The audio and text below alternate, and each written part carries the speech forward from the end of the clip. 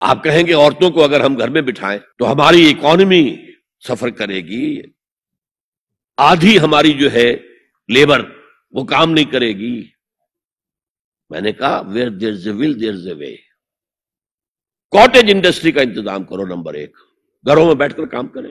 دوسری جنگ عظیم کے دوران ایک بڑا علاقہ تھا دلی میں جس کا ہر گھر کارخانہ بنا ہوا تھا، کرخندار، یہ ایک قوم کا نام پڑ گیا، کرخندار۔ چھوٹی چھوٹی مشینیں لگی، کہیں بٹن بن رہے ہیں، کہیں بکسوئے بن رہے ہیں، کہیں نکریں سل رہی ہیں، کہیں پینٹیں سل رہی ہیں، کہیں جو ہے کرتے سل رہے ہیں، قمیضیں۔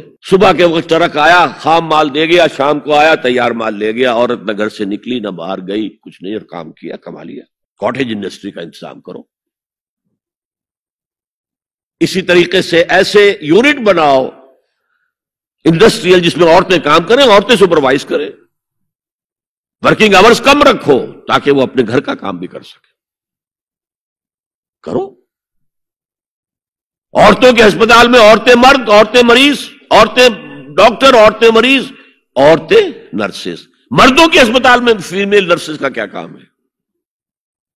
کیا میل نرسز نہیں ہوتے؟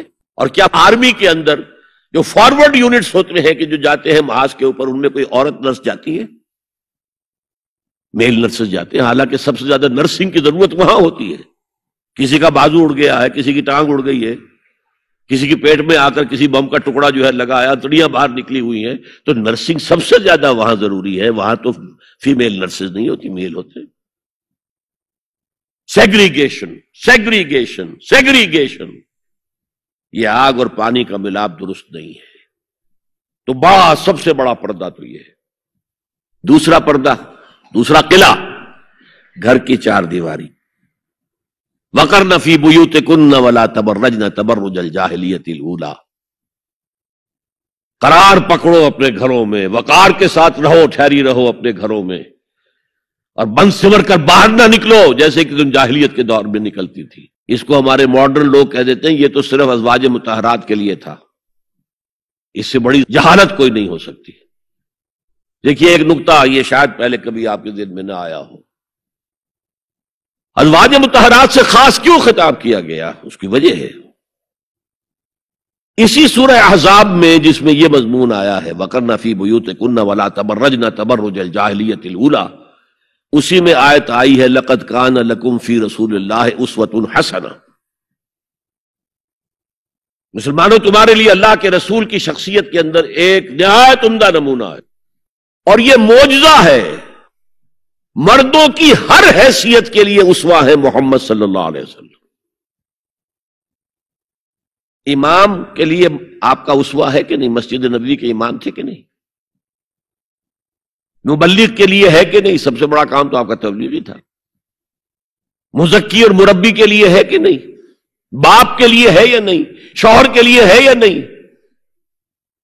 سپہ سالار کے لیے ہے یا نہیں؟ قاضی القضات کے لیے ہے یا نہیں؟ مرد کی ہر حیثیت کے لیے اسوہ ہے۔ آخر عورت کی نسوانی زندگی کے لیے تو حضور رسوا نہیں بن سکتے، یہ خلا ہے۔ مرد کے لیے کامل اسوہ، عورت کے لیے بھی اسوہ، لیکن اس کی خاص نسوانی زندگی کے لیے اسوہ نہیں۔ اس خلا کو پر کیا ازواج مطہرات سے۔ لستن کاحد من النساء، اے محمد کی بیوی تم عام عورتوں کے مانند نہیں ہو۔ پھر جو احکام دیے گئے ہیں وہ سب کے لیے ہیں، لیکن اس میں چیریٹی بگنز ایٹ ہوم، گھر سے شروع کرو۔ سب سے پہلے خواتین، حضور کی بیویاں جو ہے وہ مخاطب ہیں۔ اور اے مسلمانوں، اگر حضور کی بیویوں سے کوئی چیز مانگنی ہو تو حجاب کے پیچھے سے مانگو، رو در رو مت ہو۔ فَاسْأَلُوهُنَّ مِنْ وَرَاءِ حجاب، یہ دوسرا قلعہ ہو گیا۔ حافظ ناموس زن، مقصد کیا ہے؟ عورت کی عزت، عورت کی عصمت، عورت کی عفت کی حفاظت۔